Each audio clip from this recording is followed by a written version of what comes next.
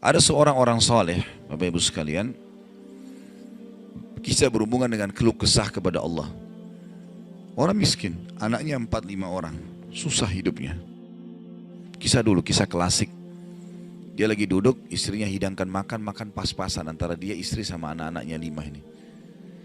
Orang miskin, susah hidupnya. Ada yang ketuk pintu malam-malam, begitu ketuk pintu dibuka, dia suruh istrinya buka. Buka, ternyata orang miskin yang lain minta makanan. Orang miskin yang lain minta makanan. Maka istrinya lihat ke suaminya, apa perintahnya nih? Suaminya bilang kasih aja. Semuanya dikasih, karena kalau dibagi dua nggak cukup. Orang miskin tuh bawa anaknya banyak, nggak cukup makanan.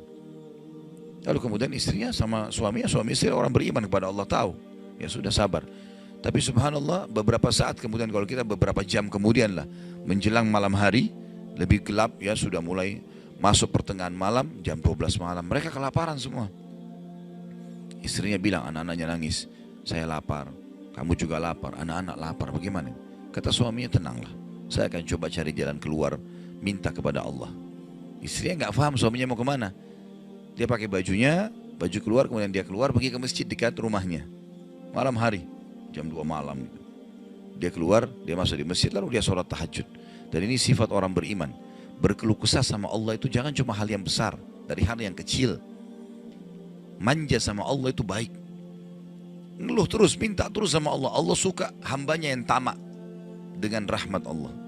Tamak dengan rahmat Allah. Sudah sehat, minta ditambah kesehatan. Sudah kaya, minta ditambah kekayaan. Selalu minta tamak dengan rahmat Allah. Dan sudah pernah saya bilang, meminta sesuatu agar nikmat ditambah atau bertahan, itu adalah pahala lebih besar daripada kalau cobaan sudah datang baru kita minta diangkat cobaan tersebut. Kita sehat, minta agar Allah pertahankan kesehatan, itu lebih besar pahalanya dibandingkan nanti sakit baru minta disembuhkan. Jadi tamak dengan rahmat Allah itu penting. Kalau bahasa saya sebenarnya bermanja-manja sama Allah. Selalu ya Allah bantu, ya Allah tolong, ya Allah mudahkan, ya Allah terus hidupnya. Kalimatnya selalu begitu. Orang ini masuk ke dalam masjid, dia sholat malam lalu dia minta sama Allah, doanya begitu. Ya Allah, engkau tahu aku kelaparan dengan istriku dan anakku malam ini, maka berilah kami makan. Minta makan sama Allah. Ya. Maka yang terjadi dalam kisah ini dikatakan ada seorang raja, pemimpin wilayah itu, sudah 1 minggu mau taubat. Sudah seminggu mau taubat. Dia tidak tahu harus kemana. Pada malam itu, di mana orang soleh yang miskin ini sedang ibadah, minta tolong kepada Allah dikasih makan. Raja ini gelisah, dia keluar lalu dia bawa 1 kantong uang emasnya. Dia bawa juga sekantong makanan yang terbaik yang dia punya di istananya. Kemudian dia bilang, ya Allah sebagai bentuk taubatku kepadamu, saya akan berikan ini kepada hambamu yang engkau tunjuk. Ya. Lalu kemudian sebagai bentuk juga, saya tidak memilih kecuali engkau yang memilih Allah, saya tidak akan pegang tali kekangan kuda ini, saya biarkan dia jalan kemana. Akhirnya orang raja ini naik di atas kudanya, dia bawa itu kemudian jalan kudanya, kudanya mampir di masjid yang ada orang soleh itu. Dia bilang, saya tidak tahu kenapa kuda ini mampir di masjid, lalu saya turun, saya temukan dalam masjid, waktu zaman dulu gak ada lampu, gak ada penerangan, cuma dia dengar suara, gelap di masjid. Dia masuk, temukan ada orang ini lagi berkeluh kesah sama Allah. Minta, ya Allah saya sama istri saya kelaparan sama anak-anak, berilah kami makan, gitu kan.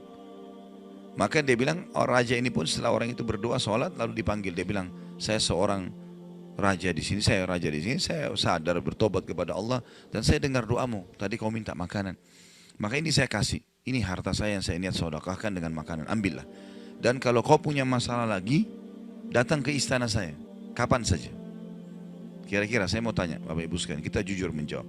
Kalau seandainya kita di posisi orang ini, kita sudah dapat solusi.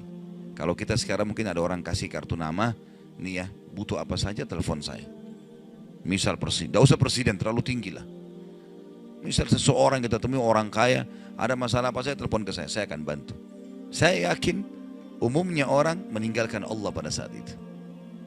Sudah selesai, dia pikir orang ini sudah bantu, sudah selesai. Tiap hari telepon orang itu, telepon dikasih bantuan. Perhatikan orang soleh ini apa yang dia bilang.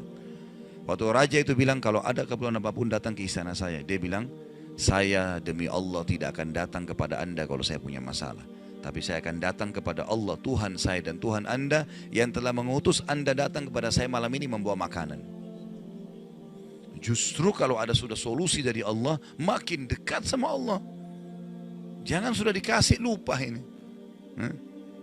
Ini poin penting bagaimana kita jaga berkeluh kesah kepada Allah. Jadi jangan berpikir Bapak Ibu sekalian, masa sih saya bisa sembuh hanya karena saya sujud?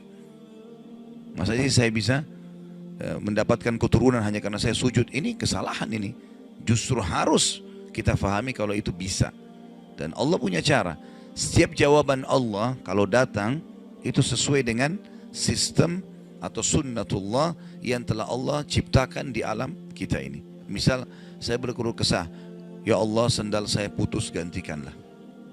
Sahabat begitu ya, para sahabat Nabi itu kalau sendalnya putus, ya Allah sendal saya putus, gantikanlah. Allah nggak lemparin sendal dari langit, nggak mungkin. Tapi apa yang terjadi? Allah gerakkan sesuai dengan sistem yang ada. Allah buat ada orang lain melihat kita kasihan dikasih sendal, atau dia dapat duit dia bisa beli sendal. Jawabannya Allah begitu, dalam bentuk sinyal datangnya. Jadi harus peka menangkap itu. Kemudian selanjutnya, tentu juga yang ini tadi contoh kisah orang yang berkeluh kesah kalau berhubungan dengan cobaan dari Allah ya. Dia tidak keluh kesah kecuali kepada Allah. Sekarang kita masuk ke contoh kalau cobaan dari manusia. Tadi saya bilang orang digunjing, orang dihina, orang difitnah segala macam. Dia tidak balas kebodohan dengan kebodohan. Jangan pelanggaran dengan pelanggaran. Pasangannya selingkuh, dia juga selingkuh. Dua-dua dosa. Dua-dua dihukum sama Allah. Tidak ada urusan sama kita itu. Tidak ada urusan sama kita. Ya. Maka kisahnya seperti misalnya Abdullah bin Abbas radhiyallahu anhu pernah lagi jalan dicaci maki oleh seseorang tanpa sebab ini. Datang tiba-tiba caci maki dia. Ibnu Abbas dengarin saja apa yang disampaikan orang itu. Sudah selesai kata Ibnu Abbas, sudah selesai.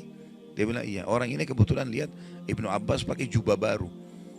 Ini kamu itu mentang-mentang sahabat Nabi, kamu itu pakai jubah mahal-mahal segala macam. Hasud, orang hasud gitu.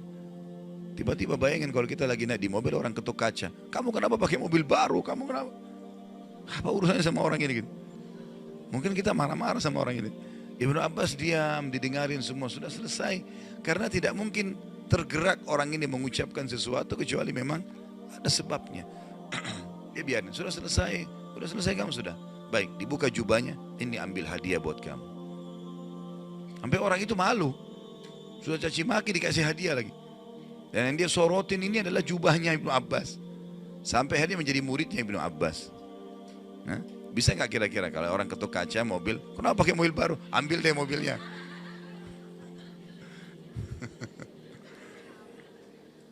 Baik, kisah yang lain, Ali bin Husain radhiyallahu anhu. Ini cucu Nabi SAW, anaknya Husain.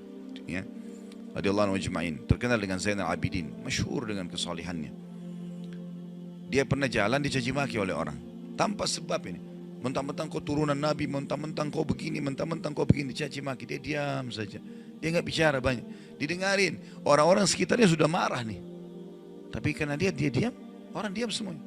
Sampai udah selesai dia bilang, wahai saudaraku, kalau seandainya kamu tahu lebih banyak tentang aku, mungkin kau akan lebih banyak cerita tentang keburukan.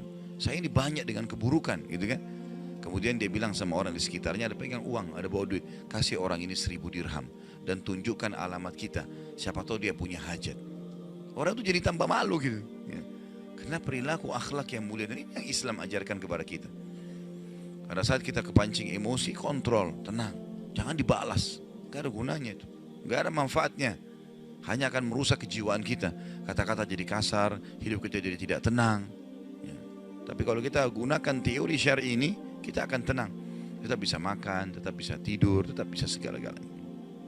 Baik, kita berdoa kepada Allah SWT, semoga majelis kita diberkahi olehnya dan dijadikan sebagai tambahan amal kita pada hari kiamat. Dan semoga saja seluruh amal yang pernah kita kerjakan, yang akan kita kerjakan sampai ajal menjelang datang diterima dengan kemahamurahannya. Dan semoga semua dosa yang pernah kita kerjakan sekecil sampai sebesar apapun diganti dengan kemahamurahan Sang Pencipta menjadi pahala. Dan kita mendoakan Indonesia untuk selalu makmur, damai, tentram, dan seluruh muslimin bersatu di bawah bendera tauhid la ilaha illallah Muhammad Rasulullah, kembali dalam segala ibadah mereka kepada Al-Quran dan Sunnah. Dan semoga Allah juga memberikan pemimpin-pemimpin yang muslim yang adil kembali kepada Al-Quran dan Sunnah. Dan juga semoga Indonesia menjadi contoh bagi negara-negara yang lain. Dan kita selalu mendoakan saudara kita di Palestina, di Syria, di Yaman, di Irak, di Myanmar, di Ahsa, dimanapun mereka berada yang sedang tertindas. Semoga Allah ikhlaskan niat mereka, terima para syuhada mereka, mulakan Islam di tangan mereka dan tangan kita semua. Dan semoga Allah partisipasikan kita bersama mereka di pahala, baik dengan doa, dengan harta, dan juga dengan jiwa kita. Dan semoga Allah dengan kemahamurahannya menyatukan kita semua di surga firdausnya tanpa hisab, sebagaimana yang satukan kita di majelis ilmu yang mulia ini. Allahu alam, ini mungkin yang kita sampaikan, mudah-mudahan bermanfaat. Subhanakallahumma bihamdika asyhadu an la ilaha illa anta astaghfiruka wa atubu ilaik. Wassalamualaikum warahmatullahi wabarakatuh.